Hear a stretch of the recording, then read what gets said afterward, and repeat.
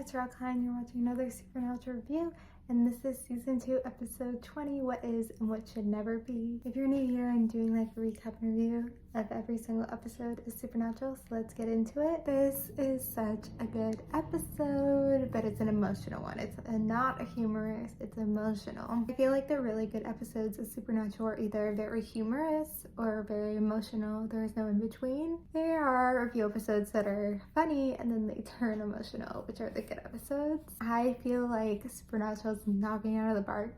Like the last few episodes of season 2 are all so amazing. They definitely are such a great show. I'm so glad it wasn't canceled at the end of season 2, because then season 3 to season 5 is really great.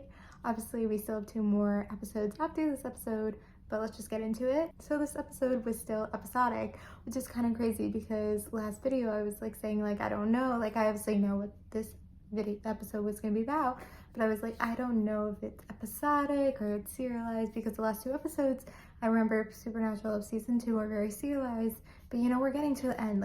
Can they have these still very episodic episodes? And they can. Obviously you need to know some context about the boy's life to get to this one, but it's still episodic, it's not serialized. So in this one, we're with a monster that we haven't seen before, and I don't know if it was a jinx, a genie, what was it? I don't even know. But anyway, it brings Dean into this kind of other world. Well, it's just kind of in his mind, but it's what he wished for, and his wish was that his mom never died. And so if the mom never died, they wouldn't have gone into hunting and everything, and so their life would be so different. Now, before we talk more about Dean of it all, I just want to talk about, well, we are talking about the Dean of it all, but kind of not getting to the episode yet, but just saying why did they choose Dean? Because it's this episode makes it Dean's main character. I feel like Sam and Dean are the 2 main characters, and the earlier seasons are more Sam driven, Sam focused, and then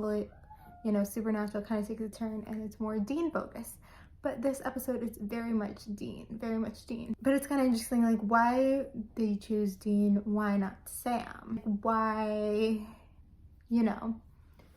And it's something where it's I don't know, I feel if Sam was in the situation, he probably would also have that same wish, same dream.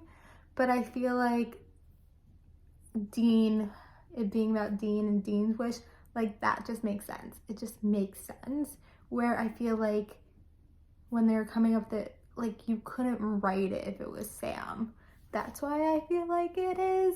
But it still is kind of interesting how they chose Dean in this instance. It just still is interesting, and I'm trying to figure out if it was Sam, how would it be written differently? Maybe it'd be harder to see, to reveal. But with Dean, it just makes sense. So it's interesting that Dean's okay with his life, but then as soon as he finds out that Sam and him is not close, that's when he gets suspicious, and he starts looking into it and discovers all the people they saved aren't actually saved. And it's kind of crazy that this genie or jinx, whatever, is able to grant them this wish, but then at the end is trying to keep him in there.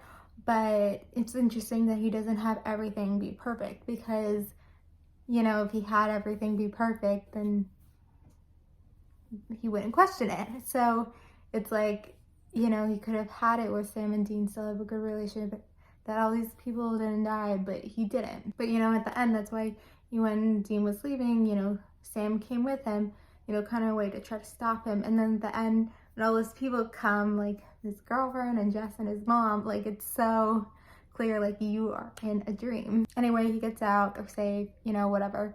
But I mean, whatever. But I think what's emotional and sad about this episode is, your biggest wish, your life would be so different.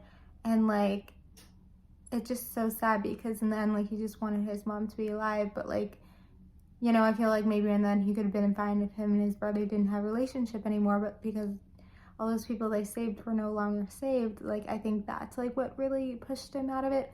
And so it kind of shows what you wish for, is always the good thing, because they've done so many good things by being hunters, by saving people. And sometimes you need a tragic story, and we talk a lot I feel like I talk in my other videos or whatever, not necessarily supernatural based, about the hero's journey and kind of the way like their mom dying and then now their dad dying. Like it kind of is a little bit of a hero's journey where you need that tragic story to kind of like become a hero, which is kind of sad. Like I wish there was a way you could become a hero without having a tragic story. And I kind of feel like that's a lot of times with my life too, is like I feel like, you know, obviously I didn't have the biggest tragedy or like, you know, too like the worst trauma in the world, but I've had like really bad trauma and a lot of tragedy in my life. And I feel like that kind of has shaped who I am and like the choices I make and what I do and what I believe. And so it's kind of sad that like I've had to go through that to be who I am today. And like I want my kids, if I have kids, if I'm lucky enough, I want them to, you know, kind of have my strength and my ability and the way I see the world without having to go through the trauma I've gone to, because that's something that I'd be so sad and feel like I, you know, I'm a terrible mom and I didn't make it as a mom if my kids have to go through even like half the tragedies I've had to go through.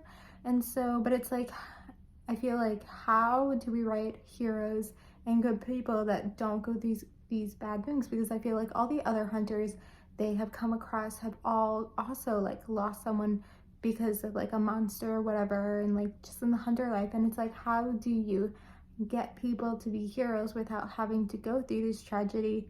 And it's like, I feel like we need to start writing those stories. But in the end, like, you know, this is still like 2007, so, you know, they didn't think about these things that I'm, you know, questioning and thinking about now. But yeah, it's like, it's just kind of a sad story. And like they write this episode very well and very tasteful, where, you know, it's the whole Sam thing is done, you know, very like right and like, you know, not too aggressive. And it's just like, it's an episode that they were probably thinking about, like, what if we had it, you know, be, or this huge life-changing thing, like what would we feel like their life would look like? And they made an episode about it, and they chose Dean, and Dean was the right decision. But I also still just like wonder about the Sam thing, and that's just what you gotta do. So really, really good episode. I mean, I feel like people a lot of times do remember this episode, but a lot of things I feel like people do forget this episode because it is a more emotional episode, and sometimes, you know, the good emotional episodes still get lost. Anyway, that's it for this, and then I'm gonna do the last two episodes, which I feel like, I don't know if I should do in one, but probably not. I have to keep them separate, but I feel like they're a lot alike because it's like literally 2 episodes at the end of season 2 that makes the finale. You know, it's like part 1, part 2 is how it's listed anyway. So thank you guys for watching. Like, comment, subscribe, and bye.